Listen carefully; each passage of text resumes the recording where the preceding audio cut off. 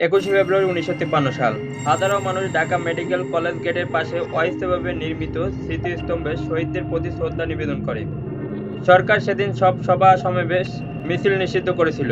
এই দিন তৎকালীন পূর্ব পাকিস্তানের জনগণ শোকের প্রতীক হিসেবে কালো ব্যাজ ধারণ করেন এবং শহীদদের প্রতি শ্রদ্ধা জানিয়ে সেদিন ঢাকার অধিকাংশ দোকানপাট বন্ধ রাখা হয়। ১০ই মার্চ ১৯৫৪ পাকিস্তানের সাধারণ নির্বাচনে পূর্ববঙ্গে যুক্তফ্রন্ট সংখ্যাগরিষ্ঠ অর্জন করে সরকার গঠন করে। ৩রা এপ্রিল ১৯৫৪ মাওলানা ভাসানী, এ কে ফজলুল হক এবং হোসেন শহীদ সোহরাওয়ার্দী নেতৃত্বে যুক্তফ্রন্ট পূর্ব পাকিস্তানের প্রাদেশিক শাসনভার গ্রহণ করে। ৩০শে মে ১৯৫৪ মাত্র আড়াই মাসের মধ্যে ৩০শে মে কেন্দ্রীয় সরকার নির্দেশে মন্ত্রিসভা ভেঙে রাষ্ট্রপতির শাসন জারি করা হয়। পাকিস্তান পার্লামেন্ট ৭ই মে ১৯৫৪ পাকিস্তানের পার্লামেন্টে বাংলাকে একটি রাষ্ট্রভাষা হিসেবে স্বীকার করে প্রস্তাব গ্রহণ করা হয়। ঢাকা ১৯৫৫ অন্যতম দাবি ছিল বাংলা ভাষার প্রসার ও গবেষণার জন্য একটি স্বতন্ত্র একাডেমি স্থাপন করা। অবশেষে ১৯৫৫ সালের ৩রা ডিসেম্বরে আনুষ্ঠানিকভাবে যাত্রা শুরু করে বাংলা একাডেমি।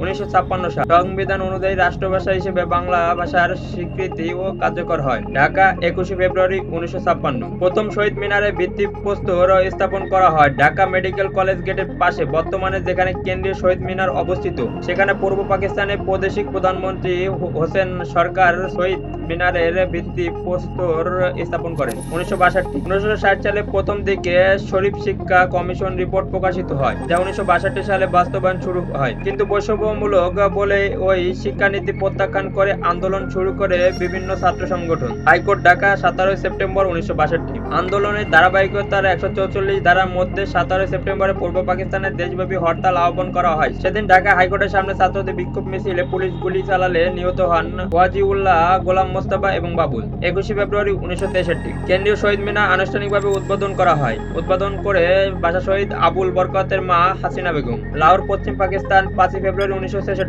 পূর্ব পাকিস্তানের অর্থনৈতিক, সামাজিক ও সাংস্কৃতিক শোষণ বৈষম্যের চিত্র তুলে ধরে ১৯৬৬ সালে ৫ই ফেব্রুয়ারি লাহোরে বিরোধী দলের সম্মেলনে শেখ মুজিবুর রহমান ৬ দফা দাবি উপস্থাপন করেন, কিন্তু সেটি তখনই গৃহীত হয়নি। ৬ ফেব্রুয়ারি ১৯৬৬ সাল পশ্চিম পাকিস্তানের কয়েকটি পত্রিকা এ দাবি সংক্ষেপে উল্লেখ করে বলে যে পাকিস্তানের দুটি অংশ বিচ্ছিন্ন করার জন্য ৬ দফা দাবি আনা হয়েছিল। ১১ ফেব্রুয়ারি ১৯৬৬ ঢাকায় ফিরে বিমানবন্দরে শেখ মুজিবুর রহমান সাংবাদিকদের সামনে ৬ দফা সংক্ষিপ্তকারে তুলে ধরেন। ঢাকা ৩রা জানুয়ারি ১৯৬৮ আগরতলা ষড়যন্ত্র মামলা নামে পরিচিত মামলাটি দায়ের করা হয়। এই মামলা আনুষ্ঠানিক নাম ছিল রাষ্ট্র বনাম শেখ মুজিবুর রহমান ও অন্যান্যদের বিচার। মামলায় ৩৫ জনকে আসামি করা হয়। ৬ জানুয়ারি ১৯৬৮ এদিন ২ জন সিএসপি অফিসার সহ মোট ২৮ জনকে গ্রেপ্তার করা হয়। রাষ্ট্রদ্রোহিতার এই মামলায় বিচার প্রক্রিয়ার প্রথমে আসামিদেরকে দেশ রক্ষার আইন থেকে মুক্তি দেওয়া হয়। পরবর্তীতে আর্মি, নেভি অ্যান্ড এয়ারফোর্স অ্যাক্টে কুর্মিটোলা সেনাবাসে বিচার শুরু হয়। ১৯৬৯ সালে শুরুতে পূর্ব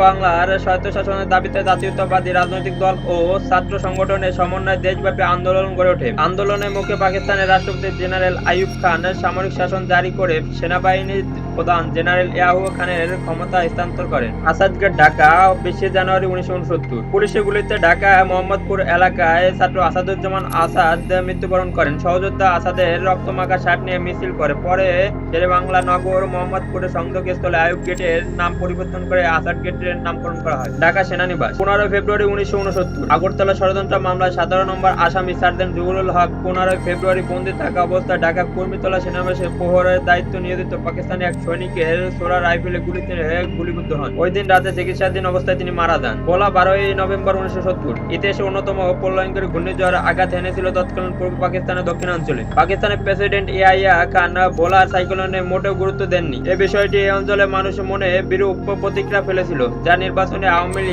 লীগের বিপুল জয় ত্বরান্বিত করেছিল। ৭ ডিসেম্বর ১৯৭০ তৎকালীন অবিভক্ত পাকিস্তানে প্রথম এবং শেষ সাধারণ নির্বাচন অনুষ্ঠিত হয়, যাতে আওয়ামী লীগ নিরঙ্কুশ সংখ্যাগরিষ্ঠ অর্জন করে। ১ মার্চ ১৯৭১ পাকিস্তানের রাষ্ট্রপতি ইয়াহিয়া খান অনির্দিষ্টকালের জন্য জাতীয় পরিষদের অধিবেশন স্থগিত ঘোষণা করেন। ঢাকা বিশ্ববিদ্যালয় ঢাকা ২রা মার্চ ১৯৭১ কারফিউ ভেঙে ঢাকা বিশ্ববিদ্যালয় কলাভবনের সামনে আয়োজিত ছাত্র জনতার বিশাল এক সমাবেশে তৎকালীন ডাকসু ভিপি আসাম আব্দুর রব ও ডাকসু নেতারা উত্তোলন করেন স্বাধীন বাংলাদেশের প্রথম পতাকা। রেসকোর্স ময়দান ঢাকা ৭ মার্চ ১৯৭১ তৎকালীন রেসকোর্স ময়দানে লাখো মানুষের উপস্থিতি শেখ মুজিবুর রহমান প্রায় ১৮ মিনিট ব্যাপী ভাষণ ভাষণ দেন। ভাষণে সরাসরি স্বাধীনতার ঘোষণা না দিলেও সেখানে শেখ মুজিবুর রহমান বলেছিলেন, এবারের সংগ্রাম মুক্তির সংগ্রাম, এবারের সংগ্রাম স্বাধীনতার সংগ্রাম। ঢাকা 25 মার্চ 1971। পশ্চিম পাকিস্তান সামরিক বাহিনী গণহত্যা শুরু হয়েছিল 25 মার্চ মধ্যরাতে। এই রাতে হামলা সামরিক নাম ছিল অপারেশন সার্চলাইট। সেই রাতেই গ্রেফতার করা হয় শেখ মুজিবুর রহমানকে। ইস্ট পাকিস্তান রাইফেলস বা ইপিআর সদর দপ্তর, রাদারবাগ পুলিশ লাইন, তেজগাঁও বিমানবন্দর, মোহাম্মদপুর, রায়ের বাজার, আজিমপুর, জগন্নাথ হল, ইকবাল হল, এখনকার সার্জেন্ট জহুরুল হক হল সহ ঢাকা বিশ্ববিদ্যালয়ের নিরস্ত নাগরিকদের উপর নির্বিচারে হামলা চালায় পাকিস্তানি সেনাবাহিনী। কালুরঘাট, চট্টগ্রাম 26 মার্চ 1971। সন্ধ্যা 7:40 চট্টগ্রামে কালুরঘাটে স্থাপিত স্বাধীন বাংলা বেতার কেন্দ্র থেকে চট্টগ্রাম আওয়ামী লীগের সাধারণ সম্পাদক এম এ হান্নান শেখ মুজিবুর রহমানের লিখিত স্বাধীনতার ঘোষণাপত্রটি পাঠ করেন। এর আগে দুপুর বেলাতে তিনি সেটি পাকিস্তানি রেডিওর চট্টগ্রাম কেন্দ্র থেকে পাঠ করেছিলেন। পরদিন 27 মার্চে স্বাধীন বাংলা বেতার কেন্দ্র থেকে ভারতের অধিবেশনে তৎকালীন পাকিস্তান সেনাবাহিনী মেজর জিয়াউর রহমান শেখ মুজিবুর রহমানের পক্ষে লিখিত বাংলাদেশের স্বাধীনতার ঘোষণাপত্রটি পাঠ করেন। এরপর শুরু হয় মহান মুক্তিযুদ্ধ। 1971 সালে 16 ডিসেম্বর চূড়ান্ত